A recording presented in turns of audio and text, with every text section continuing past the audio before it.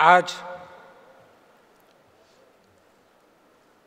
मुंबई यह भारत देश की आर्थिक राजधानी है और इस राजधानी शहर में ग्लोबल फिनटेक फेस्टिवल के organiser payment council of India, fintech convergence council और national payment corporation of India, इन सभी का मैं दिल से अभिनंदन करता हूं और इनको बधाई देता हूं। आने के बाद मैं ऑर्गेनाइजर से मिला और उनके साथ जब मैं डिस्कशन कर रहा था तो उनको पूछा मैं कितना डेलीगेट्स है। He said the number is more than 35,000। तो ये जान के मुझे बहुत ही प्रसन्नता हुई। लास्ट ईयर जब मैं आया था तब delegation number was only 10,000, around 10,000 plus minus, but now it has increased 3 times. That means the interest of the people or the new entrepreneurs is increased. तो ये बहुत अच्छी बात है कि इसी में नंबर इंक्रीज हो चुका है और बहुत सारे लोग आ चुके हैं। This is a unique forum. यहाँ फाइनेंशियल सेक्टर के सभी डिग्निटरीज, स्टेक होल्डर्स, अधिकारीगण सब आके ये फिनटेक फेस्टिवल ऑर्गेनाइज किया है। हम सभी को पता है कि भारत एक प्राचीन देश है, भारत एक विशाल देश है। ये प्राचीन और विशाल देश माननीय प्रधानमंत्री मोदी जी के नेतृत्व में एक विकसित राष्ट्र होने जा रहा है और विकसित राष्ट्र होने के लिए अगर हमें कुछ इम्पोर्टेंट अगर फैक्टर है तो फाइनेंस इम्पोर्टेंट है और फाइनेंस में technology is a very important, and that we all are discussing here for last 3 days. 3 दिन से ये चल रहा है जिसमें ये आधुनिक भारत, विकसित भारत कैसा बने, फिनटेक के माध्यम से इसके ऊपर यहाँ डिस्कशन हो रहा है।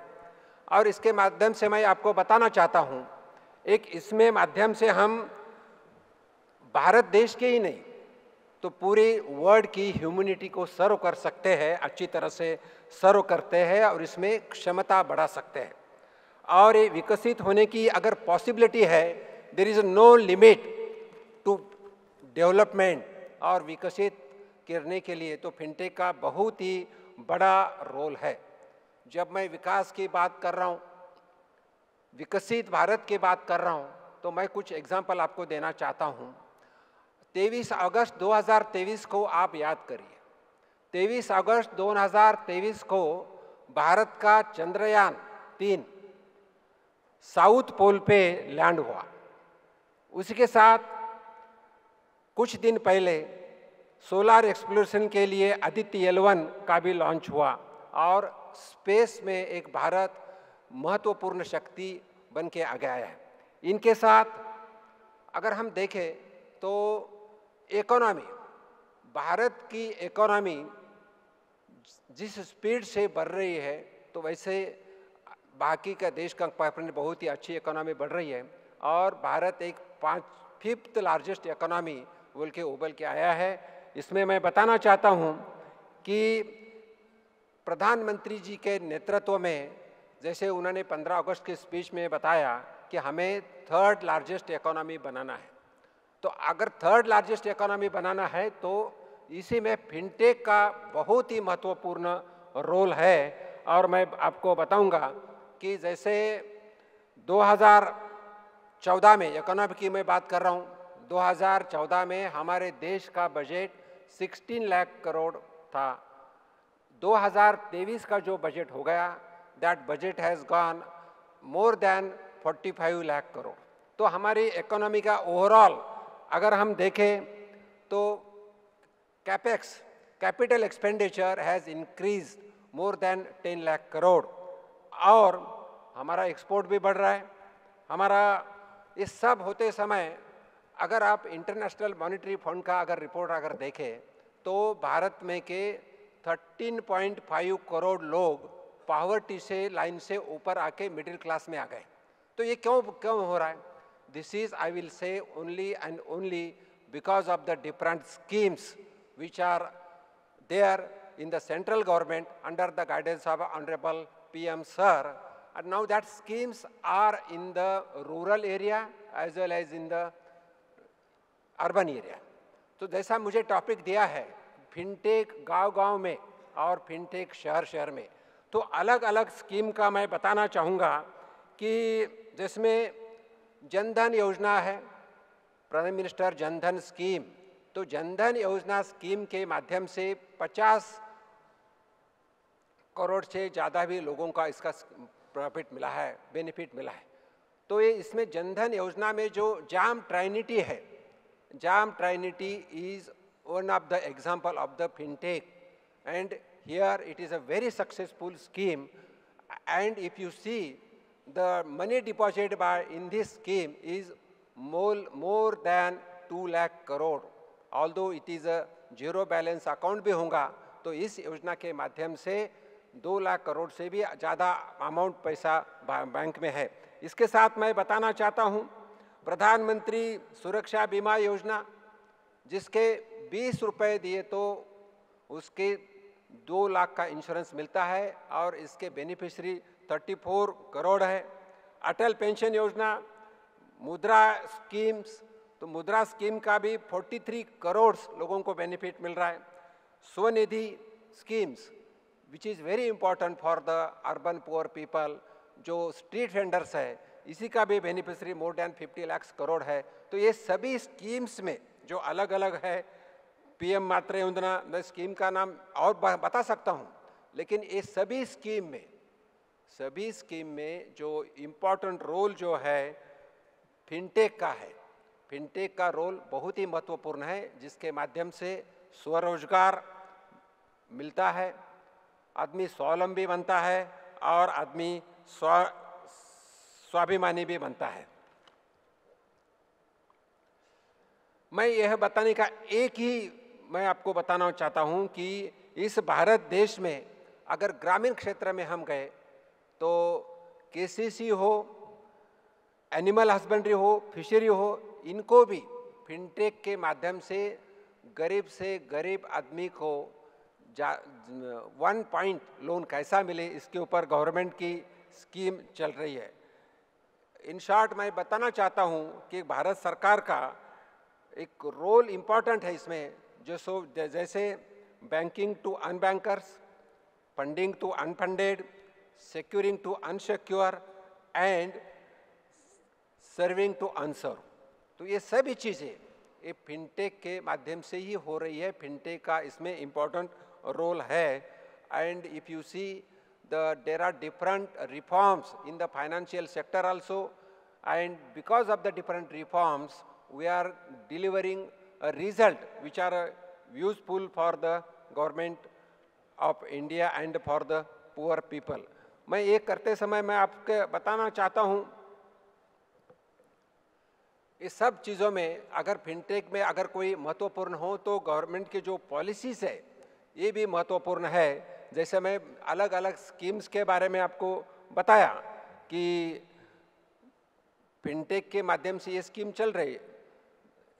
मैं बताना चाहता हूँ कि स्कीम्स का इम्प्लीमेंटेशन करते समय बैंक्स हो, जिसमें फाइनेंशियल इंक्लूजन हो, फाइनेंशियल लिटरेसी हो, डिजिटल पेमेंट एग्रीगेटर का भी महत्वपूर्ण है रोल, बाद में क्रेडिट आउटरीच प्रोग्राम हो या लेंडिंग हो, सभी चीज़ में भारत सरकार का महत्वपूर्ण रोल है और फिनटेक का भी महत्वपूर्ण रोल है।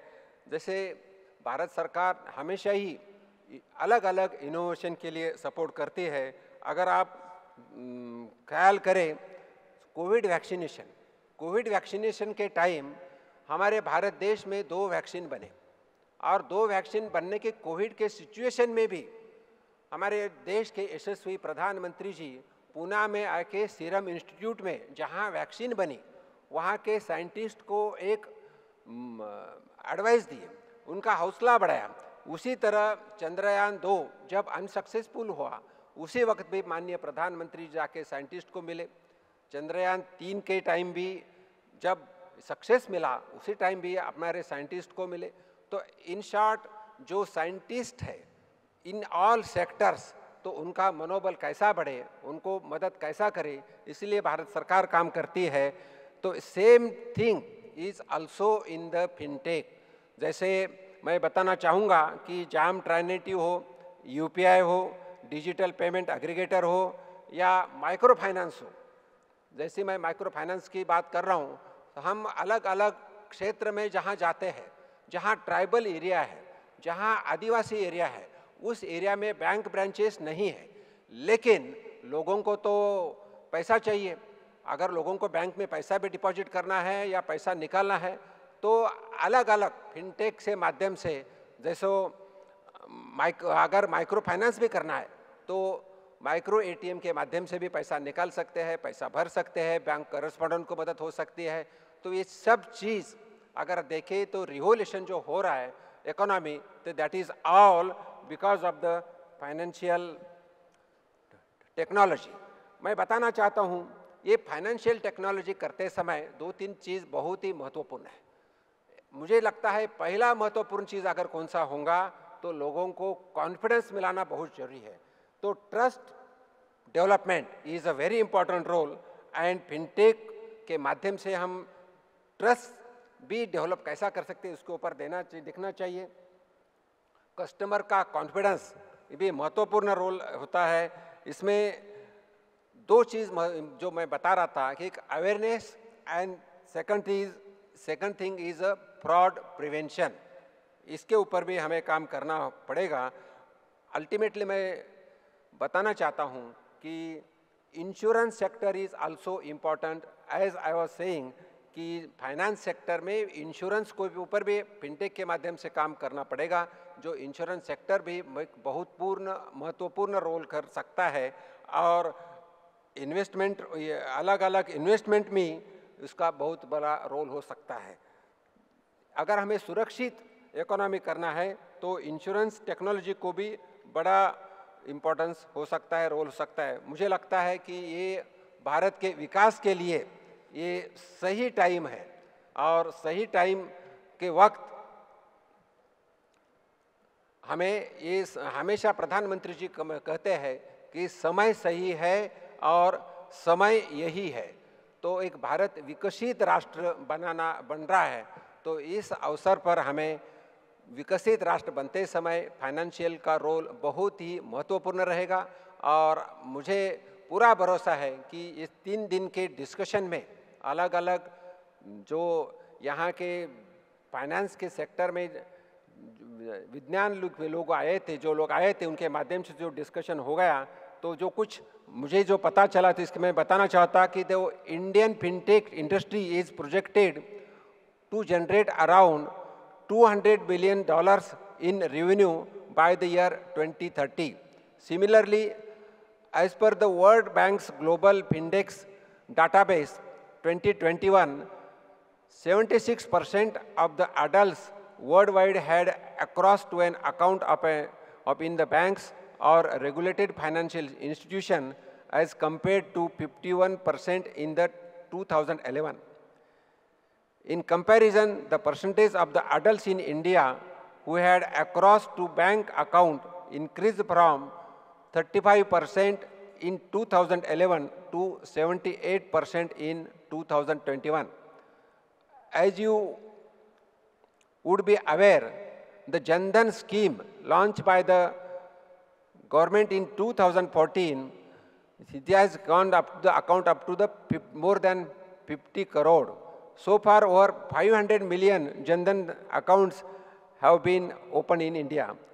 As on 30th November 2022, Unique Identification Authority of India had issued 1.35 billion Aadhaar identities. The number of interest users through mobile phone in India has grown from about 70 million in 2014-15 to about 800 million in 2022. During the same period, the number of digital transactions in India grew from 1.2 billion in 2014 to 17 to 91 billion in 2022. The success of UPI is also reflected in the share numbers. Not only this, तो मैं आपको बताना चाहता हूं कि ये fintech के माध्यम से हमारा एक्सपोर्ट भी बढ़ रहा है, फॉरेन डायरेक्ट इन्वेस्टमेंट भी बढ़ रहा है, डोमेस्टिक इन्वेस्टमेंट भी बढ़ रही है। तो एक फिनटेक ही बहुत ही महत्वपूर्ण रोल कर सकता है इकोनॉमी बढ़ाने के लिए। और आप सभी लोग यहाँ आके अलग अलग स्पेशलिटी के लोग आके जो डिस्कशन हुआ वो बहुत ही महत्वपूर्ण है, और मुझे पूरा भरोसा है कि इसके माध्यम से ग्रामीण क्षेत्र हो या शहरी क्षेत्र हो, फिनटेक का महत्वपूर्ण रोल है। आज अगर हम ग्रामीण क्षेत्र में देखें तो एग्रीकल्चर सेक्टर बड़ा है, और एग्रीकल्चर सेक्टर में 18% of GDP is from the agriculture sector. और इस एग्रीकल्चर सेक्टर में किसान क्रेडिट कार्ड हो, एनिमल हस्बेंड्री हो, अलग अलग किसानों का लोन देना हो, किसान सम्मान निधि जो माननीय प्रधानमंत्री जी एक साल में 3 बार जो देते हैं 2-2 हज़ार, वो भी उसके में भी किसान उसमें भी फिनटेक का इम्पोर्टेंट रोल है। नया जो है फिशरीज़ में भी अलग अलग स्कीम्स निकले हैं जिसके माध्यम से फिनटेक के माध्यम से फिशरमैन को उनका मदद मिलता है। तो मैं इन शॉर्ट बताना चाहता हूँ कि फिनटेक के माध्यम से हम जो गरीब से गरीब आदमी तक पहुँच सकते हैं।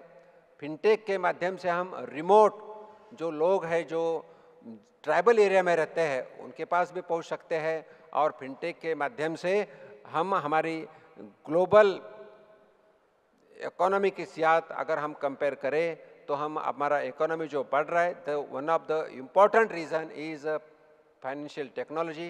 And I hope this conference which is here for last 3 days, it will help to develop our financial condition and एक विकसित भारत बनाने का जो माननीय प्रधानमंत्री जी का जो सोच है, वो सोच के लिए बहुत ही उसकी मदद मिलेंगी। इन शब्दों के साथ मैं ऑर्गेनाइज़र का दिल से अभिनंदन करना चाहता हूँ, उनको बधाई देना चाहता हूँ। और जैसा लास्ट टाइम से अभी 3 टाइम्स ये कॉन्फ्रेंस बढ़ी हुई है, तो अगले टाइम इससे भी आगे कैसा बढ़े, इसीलिए काम करें। इस शब्दों के साथ मैं मेरे वाणी को विराम देता हूँ। धन्यवाद।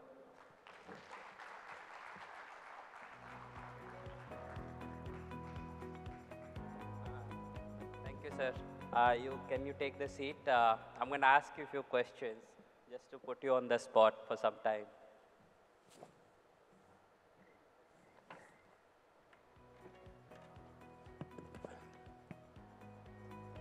So, really want to thank sir to tell about the government schemes and how the government schemes are helping fintechs to grow, and how the government itself is promoting fintechs to grow. So I have 2 questions only for you. So the question number 1 is, like what is government doing to help the weaker section of society in urban areas? So like what are the schemes or plans, anything which government is doing, and can fintechs play any role there? जैसे मैंने मेरे speech में बताया कि fintech का विकसित भारत बनाने के लिए बहुत ही महत्वपूर्ण रोल है। हमारी इकोनॉमी जो 5वीं नंबर पे बनी है और 13.5 crore people have come above the poverty line, ये इंटरनेशनल IMF का रिपोर्ट है। तो इसी में अलग अलग स्कीम्स जो है गवर्नमेंट ऑफ इंडिया के, वो स्कीम के माध्यम से लोगों को मदद मिल रही है। लोगों का जो छोटा बड़ा व्यापार हो, बिजनेस हो, वो व्यापार बढ़ रहा है और उनके माध्यम से उनकी पॉवर्टी लाइन से ऊपर आ गए। तो आपका क्वेश्चन है कि ये अर्बन एरिया में क्या कैसा करते हैं। तो अगर हम अर्बन एरिया का अगर देखें तो सबसे पुअर अगर कोई होगा तो स्ट्रीट वेंडर्स हैं, जो दिन भर काम करते हैं और दिन भर काम कमाने के बाद जो 2 पैसा मिलता है उसके माध्यम से हम खुद की फैमिली को चलाते हैं। वे स्ट्रीट वेंडर के लिए प्रधानमंत्री स्वनिधि योजना है, जिसके माध्यम से अगर वो म्यूनिसिपल कॉरपोरेशन या अर्बन लोकल बॉडी से उनको एक लेटर ऑफ रिकमेंडेशन मिलता है, तो प्रधानमंत्री स्वनिधि योजना के माध्यम से उसको 10,000 रुपये मिलते हैं। पहला अगर इंस्टॉलमेंट उन्होंने क्लियर कर दिया 10,000 का तो उसको 20,000 मिलते हैं, और 20,000 अगर करे तो उसी को 50,000 मिलते हैं। तो मैं बताना चाहता हूँ इस स्कीम के माध्यम से फिनटेक का बहुत ही महत्वपूर्ण रोल है। जैसे अगर उसको अप्लाई करना है तो he has to apply on the portal. Portal is available, Jan Samarth portal है जिसमें अप्लाई कर सकते हैं। उतना ही नहीं तो फिनटेक के माध्यम से उसको अकाउंट को पैसा भी ट्रांसफ़र हो सकता है, और ट्रांसफ़र होने के बाद अगर वो डिजिटल ट्रांजेक्शन्स उन्होंने किया तो every digital transactions he get the benefit. And 10,000 का लोन है, लेकिन 1,200 रुपये तक अगर उसने डिजिटल ट्रांजेक्शन्स किया तो उसको 1,200 रुपये का उनको मदद मिलती है या छुटकारा मिलता है। तो ये एक है। उतना ही नहीं तो अगर उसने डिजिटल ट्रांजेक्शन करते समय सब वो अगर बिजी है तो फिनटेक के माध्यम से उनको साउंड बॉक्स दिया जाता है। तो साउंड बॉक्स एवरी टाइम उनको मोबाइल के माध्यम से, समझो गूगल पे हो या भारत पे हो या पे फोन हो, तो देखने की ज़रूरत नहीं है, साउंड बॉक्स भी उनको दिया जाता है। तो वो हर क्षेत्र में जहाँ जहाँ फिनटेक का यूटिलाइजेशन है वहाँ गवर्नमेंट यूटिलाइज करती है, गवर्नमेंट उनको इंसेंटिव देती है। और इंसेंटिव तो जो फिनटेक यूज़ किया तो भी इंसेंटिव मिलता है, इंटरेस्ट में तो सबवेंशन है। जो पुअर आदमी के लिए इंसेंटिव 7% इंटरेस्ट फ्री रहता है, जिसमें गवर्नमेंट गारंटी लेती है।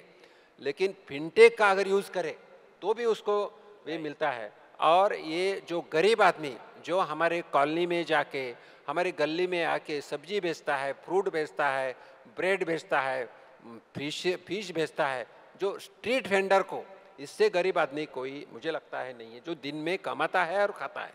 तो इसीलिए गवर्नमेंट ऑफ इंडिया की स्कीम है और इसी में भी फिनटेक का यूज़ किया है, और फिनटेक बहुत ही महत्वपूर्ण रोल कर रहा हूँ। जब हम गांव जाते हैं, पर्टिकुलरली मैं तो टेस्ट करते रहता हूँ, तो एक आधा फ्रूट की गाड़ी अगर देखे तो मैं जाता हूँ, तो मैं पूछता हूँ कि आपके पास क्यूआर कोड है? तो बताते ये मेरे पास क्यूआर कोड है। तो नेचुरली हम वहाँ से खरीद लेते हैं। तो आप भी टेस्ट करिए। चाय की दुकान हो, जब मैं तो चाय की दुकान पे चाय भी पिए, समझो 20 रुपये देना है, तो उसके पास भी आज क्यूआर कोड अवेलेबल है। तो और जब बैंक में से लोन मिलता है उनको, तो बैंक को हमने इंस्ट्रक्शन दे के रखा है कि इनको डिजिटल ट्रेनिंग दी जाए, डिजिटल ट्रेनिंग दी जाए, और उसके साथ उनको क्यूआर कोड दिया जाए, और उसने डिजिटल ट्रांजेक्शन करना चाहिए। तो गरीब से गरीब आदमी की इकोनॉमी सुधारना करने के लिए प्रधानमंत्री स्वनिधि योजना जैसी स्कीम है, और ये योजना के माध्यम से हम उनको मदद करते हैं। Thank you, sir. I think this is really insightful, and no wonder the UPI transactions also crossed 10 billion last month, because now every street vendor, every small vendor is accepting the digital payment. And thanks to the government schemes for that. So my last question is, and maybe we'll give the audience also one chance to ask the question, but my last question is, how is government supporting the fintechs? Like, what are the things which is government is doing to promote fintech specifically? Like, is there any push to Reserve Bank, or to say that, okay, you support fintechs, or is there any policy making on the government side? हर क्षेत्र में fintech का utilisation कैसा किए इसके ऊपर काम किया जाता है। जैसा आप आरबीआई की बात करें तो आरबीआई में तो अलग सेक्टर फिनटेक के लिए खोला है, और जहाँ जहाँ फिनटेक का यूज़ है वहाँ वहाँ गवर्नमेंट उसको मदद करती है। जैसे मैं बता रहा था, स्वनिधि योजना है, अगर फिनटेक के माध्यम के लिए समझो साउंड बॉक्स उन्होंने लिया, तो साउंड बॉक्स का कीमत 600 रुपये है, लेकिन 200 रुपये उनको सबवेंशन मिलता है, माफ़ी मिलता है। वैसा हर क्षेत्र में जहाँ फिनटेक है वहाँ गवर्नमेंट उनको मदद करती है, और गवर्नमेंट की पॉलिसी ऑलवेज फिनटेक के फेवर में है, क्योंकि प्रधानमंत्री जी का एक ही है कि जहाँ जहाँ टेक्नोलॉजी है टेक्नोलॉजी का यूज़ करना चाहिए, और अगर हम टेक्नोलॉजी यूज़ करें तो हम अपने प्रगति अपनी ज़्यादा हो सकती है। No, I think I must admit that the RBI FinTech department has been real helpful to have the open dialogue with RBI and the industry. And I think that is really helping us shaping the policies around the fintech which can support our growth. So I'll just open to audience to ask just one question. Because we are almost done with our time. So anybody who wants to ask one question, we can give the chance.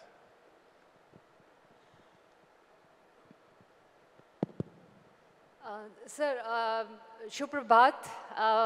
बहुत बढ़िया लगा आपने जितने भी schemes के बारे में बताया उसके बारे में जानकर।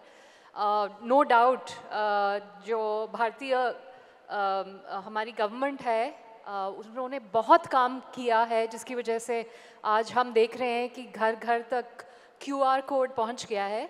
मेरा नाम कंचन द्विवेदी है और मैं एक फाउंडर हूँ इंस्पायर स्टार्टअप की। ये एक नारी सशक्तिकरण स्टार्टअप है। So we are looking at empowerment of women so that they can live life on the terms. Sir मैंने ये देखा है कि स्टैटिस्टिक्स ये बताते हैं कि क्लोज टू 80% जो महिलाएं हैं फिनेंशियल लिटरेसी में वो इलिटरेट हैं बेसिकली। तो मैंने देखा है कि गवर्नमेंट की जैसे UPI स्कीम हुई और साथ में फिनटेक्स जैसे कि पेटीएम और भारत पे और काफ़ी सारे फिनटेक्स जुड़े इंडियन गवर्नमेंट की UPI स्कीम के साथ और वो उनकी गवर्नमेंट और फिनटेक की दोनों की साझेदारी से पूरे देश में फिनेंशियल इंक्लूजन बढ़ा है।